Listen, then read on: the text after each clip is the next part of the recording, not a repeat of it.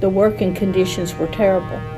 My grandpa's often told me stories how if a man was sick and couldn't go to work, that they would send, the coal operators would send their men, gun thugs they called them, to the house, and they would beat the men until they went to work. And also that things that the coal operators would do, they would buy an old junky car, and they would make each coal miner take a raffle ticket for $1 on that car, and then they would raffle it off when they got all the money from the coal miners. And most of the time the car didn't even run. And how that they would have to spend all their money at their commissary. The coal operators, their little community had their own commissary. They had to spend their money at the commissary.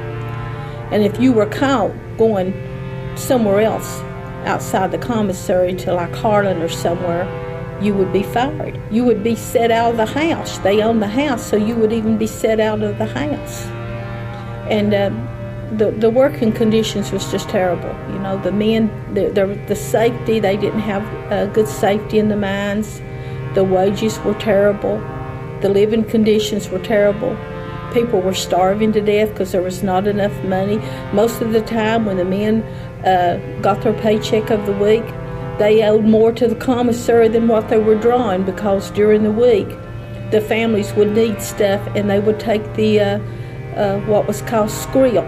Each community, coal mining community, mines issued their own kind of money, and it was like for 5 cents a dime, 50 cents a dollar. It was a token. You take it to the commissary and you purchase that, you know. And most of the times the coal miners would owe more than what they drawed. They were indebted to the coal operator, so they had no choice but to stay and work in those conditions. My name is Jack W. Blevins. I was born in Evarts, Kentucky, August the 9th, 1938, 72 years old.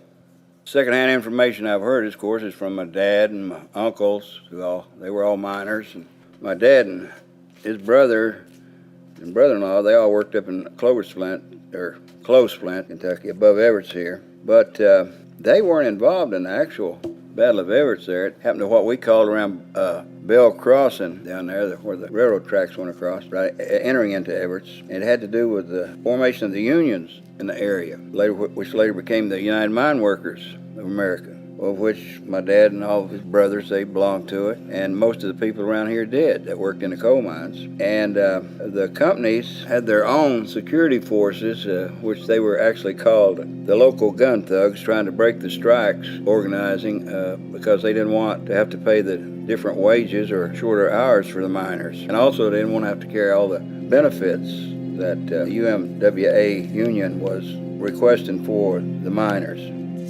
One thing led to another, and most of these company-hired security people were all some kind of, I guess you call them a cheap-ass deputy or something like that. They all got to carry a gun and some kind of a badge. They tried to head the organizing off of any of the miners from getting in contact with other miners that were starting up the unions. So evidently they had threatened to come up through Evarts and all from, I don't know exactly where they were coming out of, but they came up from the Route 38 out of Harlan, and some of the miners were on the hillsides and everything else. They had their rifles and stuff, and right before you get to Evarts there at Bell Crossing, I guess some firing broke out between the miners and the security men from coal mines.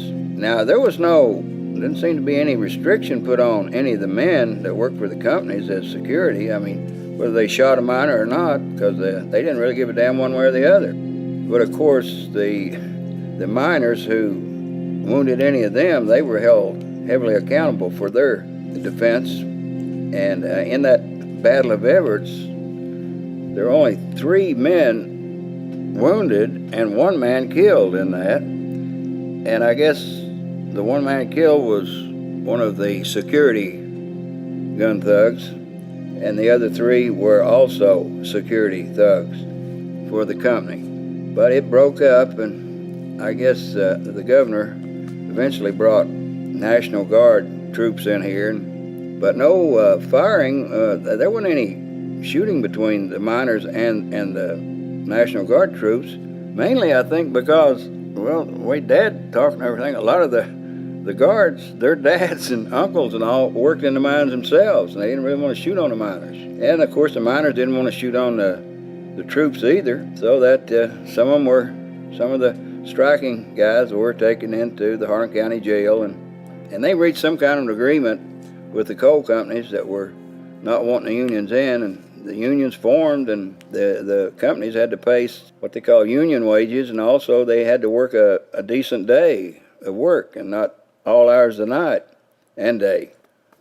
And that's about all I have to say about it.